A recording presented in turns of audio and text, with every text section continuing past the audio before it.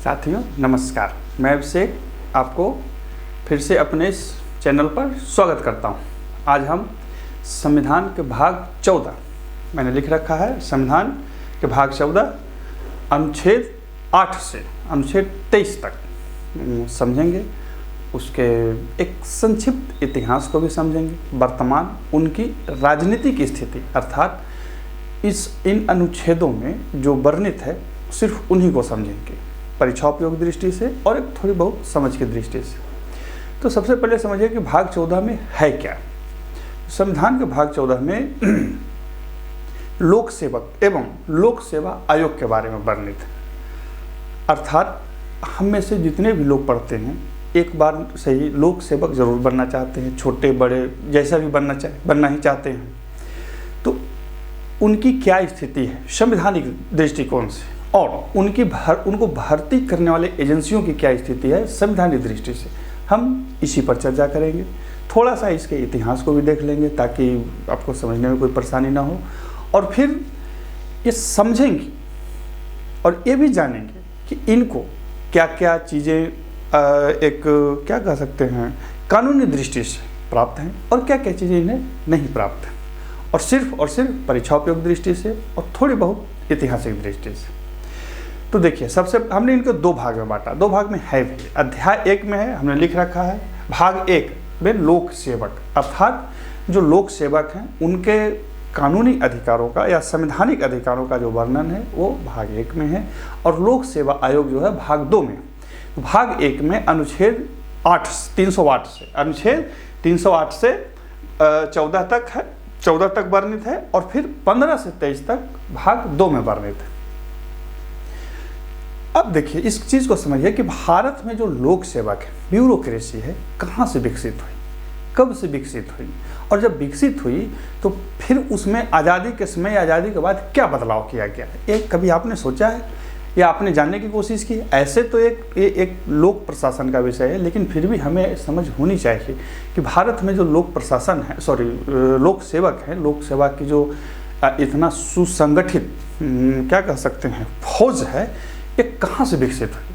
आपको पता है कि पूरी दुनिया में कहीं पर भी जाइए तो ये जो अनिर्वाचित लोक सेवक होते हैं वो निर्वाचित तो होते नहीं हैं, अनिर्वाचित अधिकारी ही होते हैं जो पूरे देश के सिस्टम को चला रहे होते हैं, या ये योग कहिए कि ये असैन्य फौज होती है। ये सैन्य नहीं, लोक सेवक जो होते हैं असैन्य फौज होती है जो देश को सुचारू ढंग से चलाने के लिए उत्तरदायी होती है, और ये लोग अपने राजनीतिक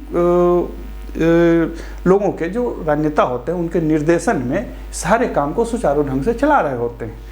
अब एक सवाल ये उत्पन्न हो सकता है कि भाई ये तो दक्ष होते हैं, लोक सेवक दक्ष होते हैं अपने कार्य में, तो फिर इन्हें दिशा निर्देशन की जरूरत क्यों पड़ती है? इनके ऊपर फिर पॉलिटिशियन को क्यों बैठा दिया जाता है? इसलिए बैठा दिया जाता है कि ताकि एक जनमत का भी मांग रखा जा सके, और साथ ही जनमत की जन भावनाओं का भी ख्याल रखा जा सके। राजनीतिक जो होते हैं लोकतांत्रिक व्यवस्था में, राजनीतिक जो होते हैं प्योरली लोकतांत्रिक माइंडेड होते हैं, अर्थात वो सूक्ष्म से सूक्ष्म बातों को भी ध्यान रखना चाहते हैं ताकि उनके जो मोटा मोटी मान के चले कि उनके जो वोट बैंक है या उनके जो जनता के जो जन आकांक्षाएं हैं वो उन तक पहुंचते रहे और उसको वो निराकरण करते रहे, और ब्यूरोक्रेसी उन्हें एक कानूनी अधिकार प्रदान करने के लिए। तो अब एक चीज़ और समझिए कि भारत में जो ब्यूरोक्रेसी आई, लोक सेवक आए, जो हम लोग में से अधिकतर लोग बनना चाहते, कब प्रारंभ हुआ?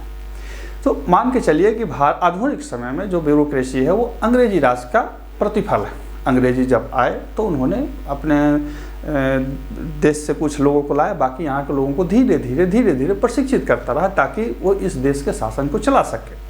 और एक कहानी 1757 के बाद से शुरू हुई, जब कंपनी का राज बहुत ज़्यादा बढ़ गया तो उन्होंने यहाँ के लोगों को अपने कंपनी के अंदर लेना शुरू किया, और फिर धीरे धीरे कानून बना के एक लोक सेवा का एक बृहद रूप बनाया, और वही जो रूप था आज़ादी के बाद हमें प्राप्त हुआ।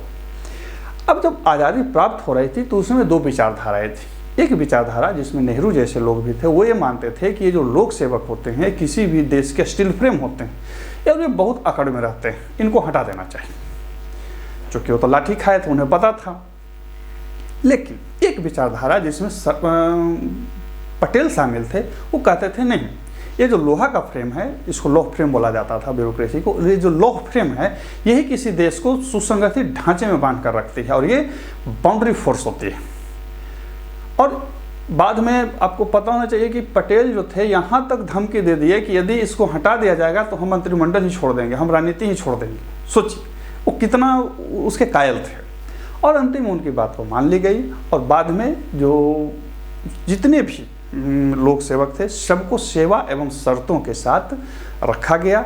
जो अनुच्छेद 314 में था, बाद में उसको 72 में निरसित कर दिया गया, हटा दिया गया, क्योंकि उसकी कोई ज़रूरत रह नहीं गई थी। लेकिन जो उस समय आज़ादी के समय जितने भी लोग थे सबको भारत सरकार ने उनकी सेवा, पद, प्रतिष्ठा, वेतन, पेंशन आदि की सुरक्षा की गारंटी दी और बोली कि जिस पद पर जैसे हैं काम करते रहिए अपने निर्धारित क्या कहते हैं समय तक, उसके बाद आपके सारे जो पद प्रतिष्ठा और पेंशन है उसकी हम गारंटी लेते हैं। और फिर कालांतर में धीरे धीरे भारत में लोक सेवा बढ़ते गई और लोक सेवक भी बढ़ते गए और आज यहाँ तक पहुँचे हैं, आगे और भी पहुँचेंगे और भिन्न भिन्न तरीक़ों से आगे आएंगे। उसके लिए भी संविधान में जगह दे दी गई है, हम आपको बताएंगे। तो ये एक छोटा सा मैंने एक संक्षिप्त सिर्फ इतिहास बताया। और ये भी समझिए कि यही जो लोक सेवक होते हैं यही होते हैं वो बाउंड्री फोर्स होते हैं। इनको शासन प्रशासन चलाने का पूर्ण अनुभव होता है और अब अपने राजनीतिक आकाओं के अधीन ये पूरे काम को कर रहे होते हैं। आका मतलब जो संवैधानिक पद पर बैठे होते हैं, विपक्ष वाला नहीं है, सब नहीं, जो संवैधानिक पद है जैसे मंत्री हो गए, प्रधानमंत्री हो गए, इसके अधीन ये सारे काम को करते रहते हैं।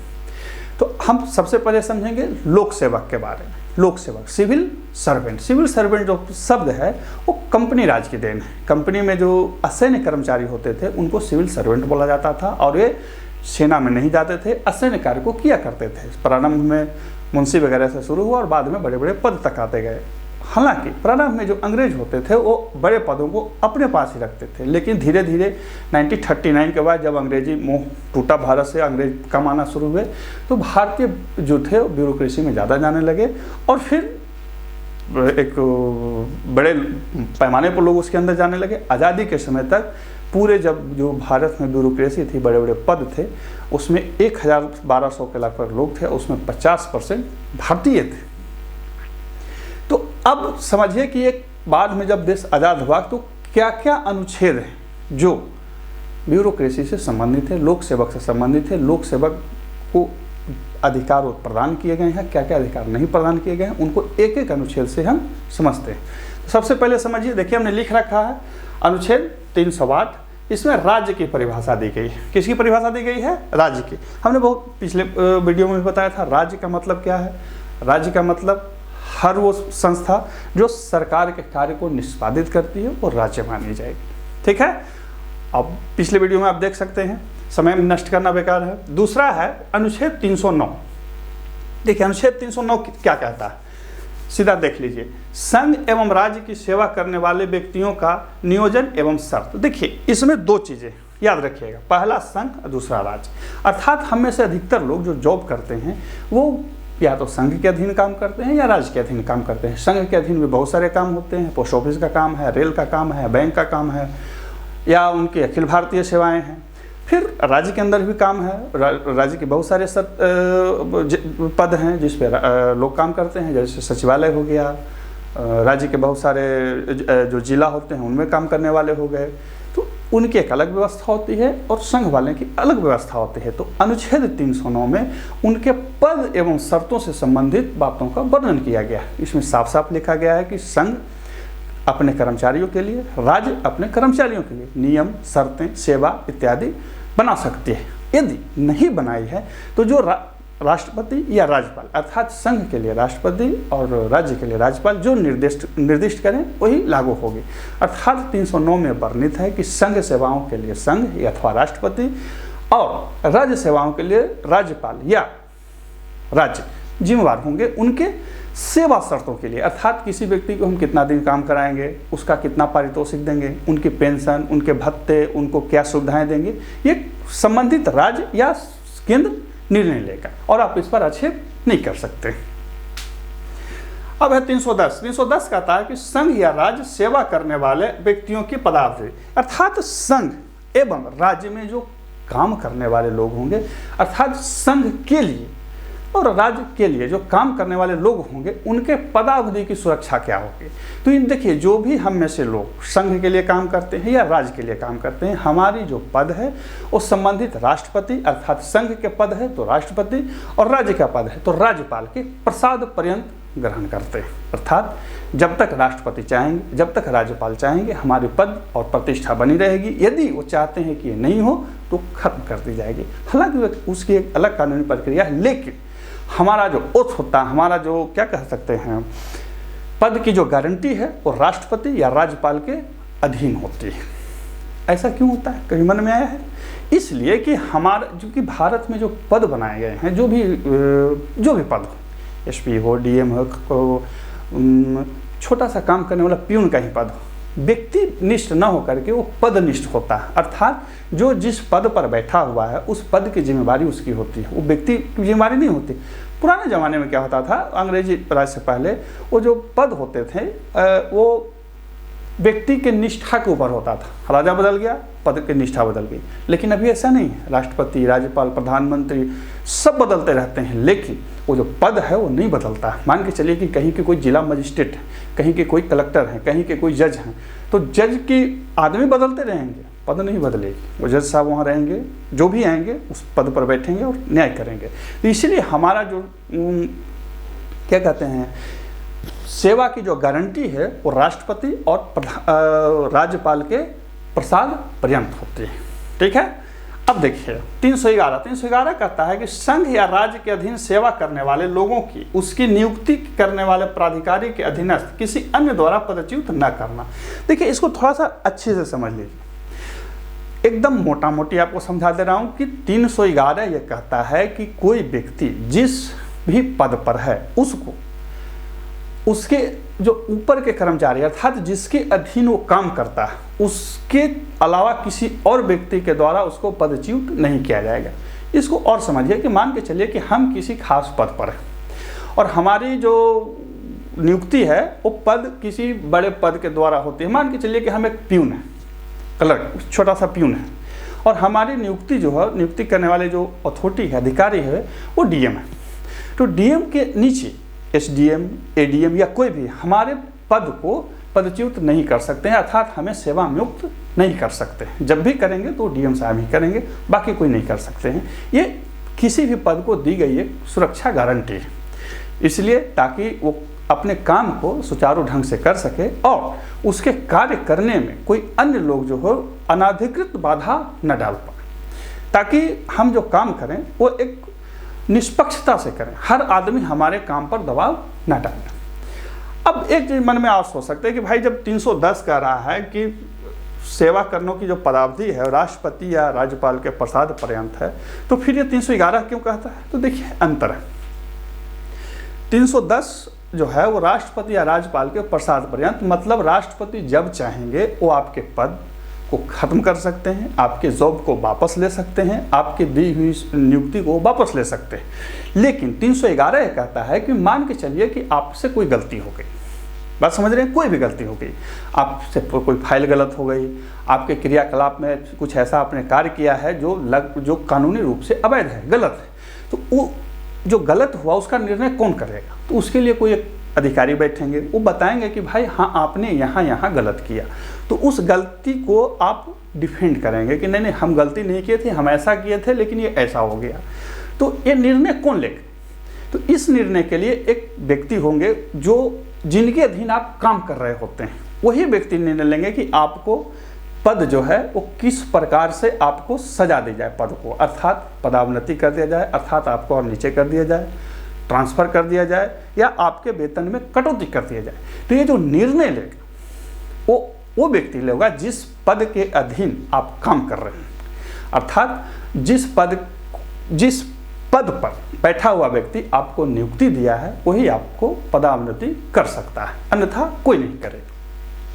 311 को अच्छी तरह से समझ लीजिएगा कि जिस भी व्यक्ति के अधीन आप काम कर रहे हैं उसके अलावा कोई अन्य आपके पद को असुरक्षित नहीं कर सकता है। परीक्षाओं में इससे पूछा जाता है।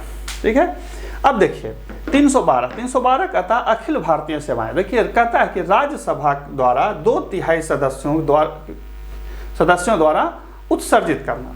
देखिए इसको समझ लीजिए, 312 कहता है कि राज्यसभा को ये लगता है, किसको? राज्यसभा को लगता है कि कोई एक ऐसा पद होना चाहिए जो अखिल भारतीय सेवाओं के लिए हो, और ये पद जो है वो राष्ट्र के लिए बहुत जरूरी है। हो सकता है कभी कभी बहुत सारे पद आते रहते हैं तो उनको लग सकता है कि ये जरूरी है, जैसे वन सेवा हो गया, विदेश सेवा हो गया, IAS हो गए, IPS हो गए, ये सब अखिल भारतीय सेवाएं। बात समझ रहे हैं? अखिल भारतीय सेवाएं। अब सेवाएं देखिए, एक होता है भारतीय सेवाएं मतलब संघ की सेवाएं, एक होता है राज्य की सेवाएं, और एक होती है अखिल भारतीय सेवाएं। तो जो अखिल भारतीय सेवाएं होती हैं उसके जो अधिकारी होते हैं वो दोनों जगह काम करते हैं, अर्थात वो राज्य के अधीन भी काम करेंगे और संघ के अधीन भी काम करेंगे। और याद रखिए कि हमारा जो संविधान है वो संघ की ओर जो झुका हुआ है, उसका एक ये भी कारण है कि हमारे यहाँ एक अखिल भारतीय सेवाएं होती हैं जिनकी नियुक्ति तो केंद्र करता है लेकिन वो सेवाएं राज्य को देती हैं। ठीक है, तो हमारा संविधान जो है वो संघ की ओर झुका हुआ है, इसकी ओर ये भी एक कारण है। आप ये समझ के रखिएगा। 312 को फिर से समझ लीजिए कि अखिल भारतीय सेवाएं हैं वो राज्यसभा के द्वारा, किसके द्वारा? राज्यसभा के द्वारा बनाई जा सकती हैं, और वो बिल्कुल साधारण बहुमत से बनाई जाएंगी, अर्थात उपस्थित और मत देने वाले में 2/3 लोग यदि कह दिए कि हाँ अखिल भारतीय कोई एक सेवा होनी चाहिए तो सेवा बनेगी और वो फिर मान्य होगी। और हाँ, जो राज्यसभा के द्वारा सेवाएं बनाई जाएगी वो संविधान संशोधन नहीं होगा। बात समझिए, ये वो संविधान संशोधन नहीं होगा। सोचिए संघ को कितनी शक्ति प्राप्त है, वो संविधान संशोधन नहीं होगा, राज्यसभा साधारण बहुमत से उसको लागू कर सकती है और अखिल भारतीय सेवाओं का सृजन कर सकती है या फिर उसको हटा भी सकती है। तो इस तरह से जो है वो 312 राज्यसभा को अधिकार देता है कि वो एक ऐसी सेवा को बनाए जो अखिल भारतीय हो। याद रखिएगा, अखिल भारतीय का मतलब हो गया संघ और राज्य दोनों जगह जो काम करते हैं। ठीक, एक होता है संघ सेवा, जैसे रेलवे वाले हो गए, बैंक वाले हो गए, ये सब संघ की सेवाएं हैं। फिर बैंक जो राज्य होते हैं उनकी राज्य की सेवाएं होती है, BDO हो गए, CO हो गए, राज्य की सेवाएं। लेकिन एक होता है अखिल भारतीय सेवाएं। आपने DC देखे होंगे, DM देखे होंगे, अखिल भारतीय सेवाएं, SP देखे होंगे, अखिल भारतीय सेवाएं होती हैं। अब देखिए 313 जो है संक्रमणकालीन उपबंध। क्या है ये? संक्रमणकालीन उपबंध। और 14 है वो निरसित है। निरसित मतलब खत्म कर दिया गया। 1972 में 314 को खत्म कर दिया गया। 313 है वो संक्रमणकालीन उपबंध है, अर्थात ऐसी बातें उनमें रखी गई हैं जो लोक सेवकों से संबंधित है। वो परीक्षा के लिए आपको ज़्यादा इंपॉर्टेंट ज़रूरत नहीं है, आपको जितना बताया इतना ही ज़्यादा है। 308 जो राज्य की परिभाषा है, इसको भी कोई दिक्कत ही नहीं है। 309 संघ एवं राज्य की सेवा करने वाले व्यक्तियों का नियोजन एवं शर्त। उसके अलावा अर्थात हमने बताया कि 309 में संघ के सेवाओं के लिए संघ और राज्य की सेवाओं के लिए राज्य करेंगे। संघ या राज्य सेवा करने वाले व्यक्तियों की पदावधि, संघ या राज्य के अधीन सेवा करने वाले लोगों के जो हो अधीनस्थ कर्मचारी जिसके अंदर काम करें वही पदच्युत करेंगे। और 312 अखिल भारतीय सेवाएं। ठीक है, अब इसको समझते हैं भाग 2। भाग 2 अर्थात लोक सेवा आयोग। हाँ, तो फिर हम आगे देखते हैं। इसको हमने भाग 2 में रखा है।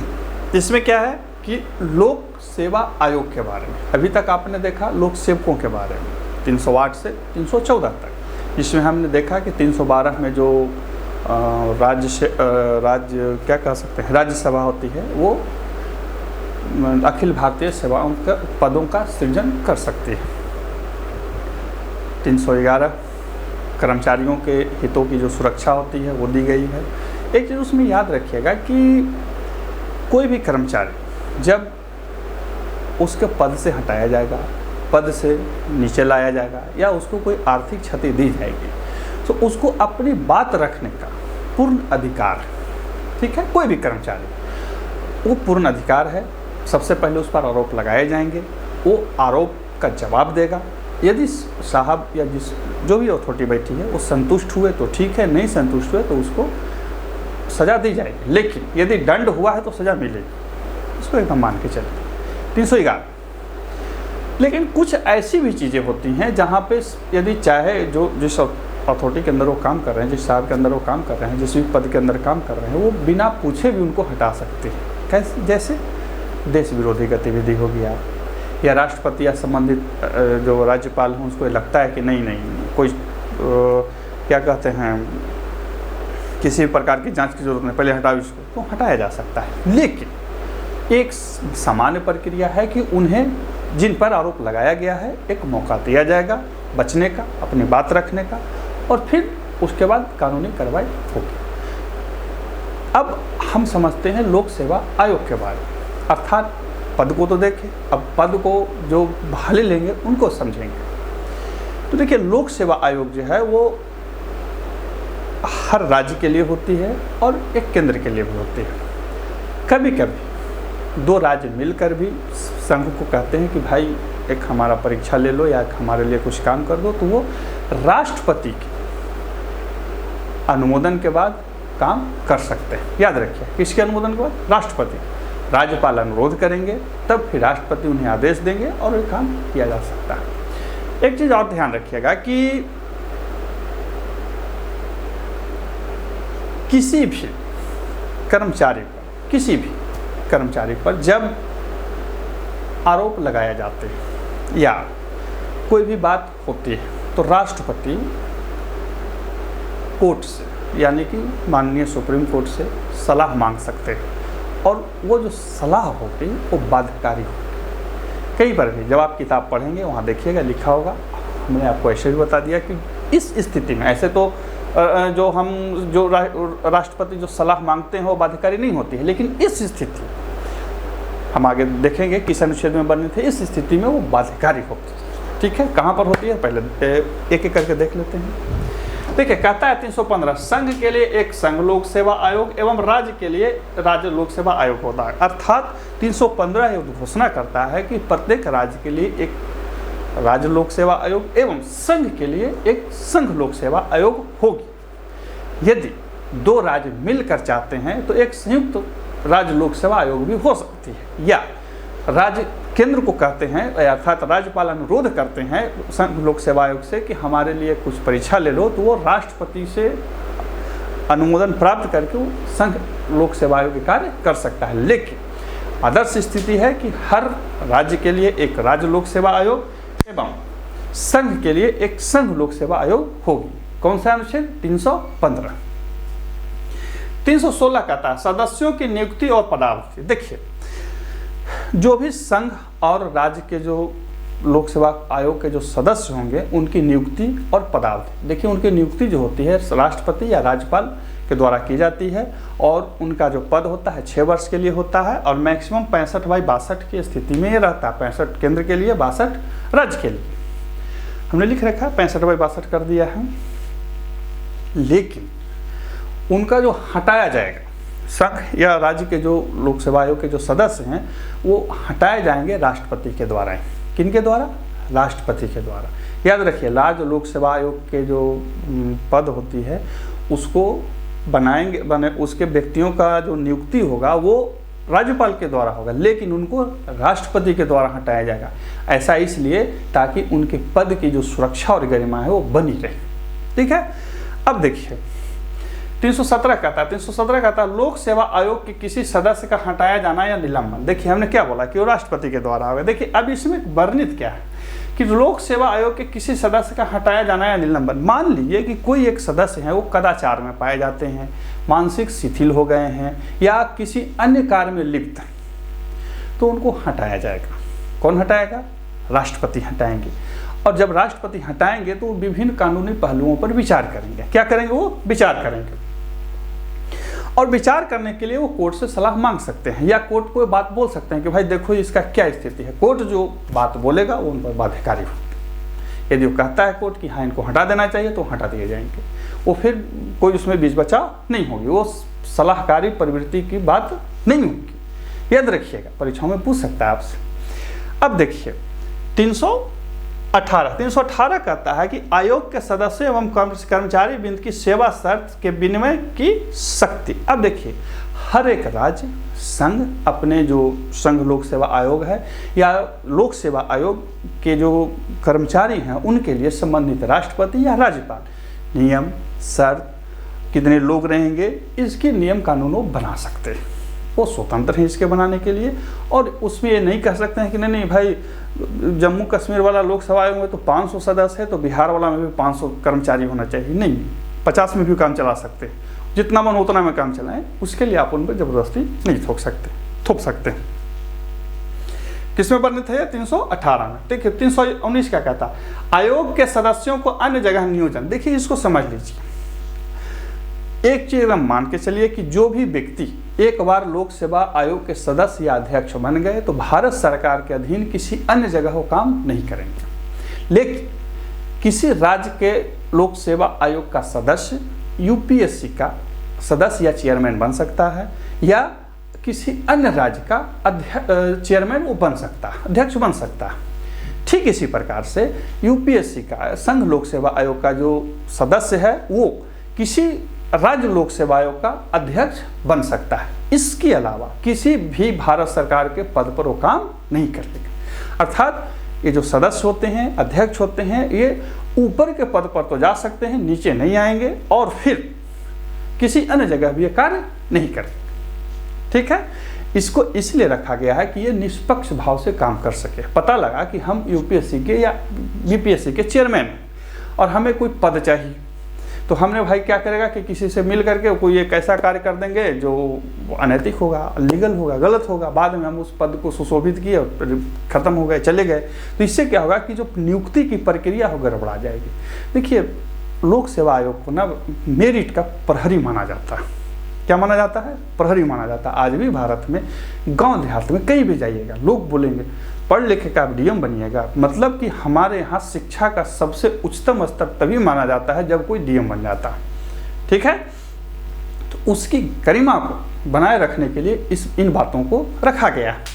अर्थात लोक सेवा आयोग के जो सदस्य होते हैं वो अन्य जगह नियोजित नहीं हो सकते हैं, लेकिन किसी राज्य लोक सेवा आयोग का सदस्य यूपीएससी का सदस्य या चेयरमैन बन सकता है, या यूपीएससी का सदस्य किसी भी राज्य लोक सेवा आयोग का अध्यक्ष बन सकता है। ठीक इसी प्रकार से किसी भी राज्य लोक सेवा आयोग का सदस्य किसी अन्य राज्य लोक सेवा आयोग के अध्यक्ष बन सकते हैं। अर्थात उनकी जो जॉब है वो ऊपर तो जा सकती है, नीचे नहीं आएगी। अब कहता है लोक सेवा आयोग के कृत्य। देखिए 320 कहता है कि वो क्या काम करेंगे, थोड़ा सा इसको समझ लीजिए कि वो क्या काम करें। तो वो परीक्षाएं लेंगे, सलाह देंगे, संबंध राज्यपाल या राष्ट्रपति जो भी हो, और उनको जो भी कार्य संसद या विधानसभा सौंपेगी वो इस कृत्य को करने के लिए उत्तरदायी है। हालांकि बहुत सारा कार्य है, लेकिन उनका मुख्य काम यही होता है सलाह देना, परीक्षा लेना, परीक्षाओं को ढंग से बनाना, और जिस भी कार्य को राज्यपाल या राष्ट्रपति या संसद या विधानमंडल उनको सौंपेगी उसको करना। और हाँ, इस प्रकार से नियुक्तियों को लेना, इस प्रकार से नियोजन करना कि जो राज्य का जो कार्य है, संघ का जो कार्य है वो चलते रहे। पता लगा कि ऐसे ऐसे लोग बहाली हो गए जो जिन्हें लेटर भी लिखने नहीं आता है, ऐसा नहीं करेंगे। वो इस तरह के कृत्यों को करने के लिए उत्तरदायी नहीं हो।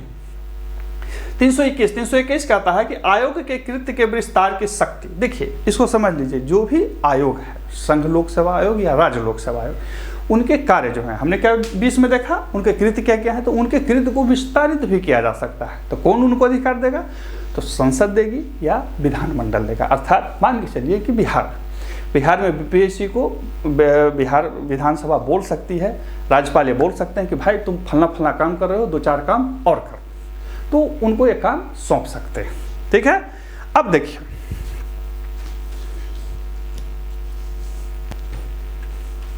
अब इसको आगे देखते हैं 322 और 323।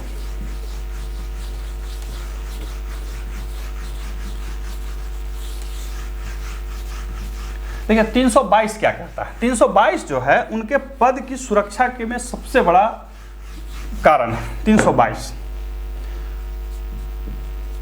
अनुच्छेद 322, ये देखिए इस पर समझ लीजिए, मैं शॉर्ट में लिख दे रहा हूं, संचित निधि।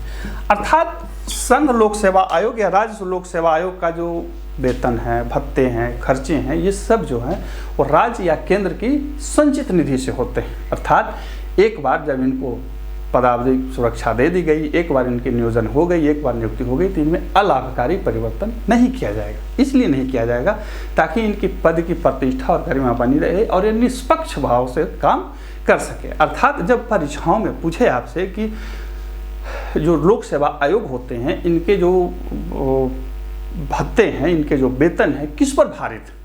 तो याद रखिएगा, संचित निधि पर, संबंधित राज्य या केंद्र के संचित निधि पर ये भारित होते हैं। अनुच्छेद 322। अब देखिए